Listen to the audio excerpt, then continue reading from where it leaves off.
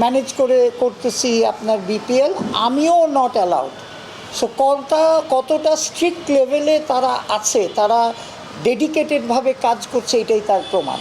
So গুলবাজের যে কথা আছে, আপনারা খোঁজ নিয়ে দেখতে পারেন।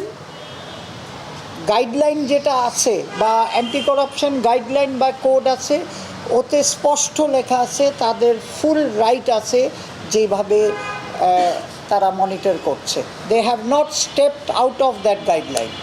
তো সুতরাং কারোর যদি পছন্দ না হয়ে থাকে, ইট ইজ দেয়ার ইন্ডিভিজুয়াল ব্যাপার।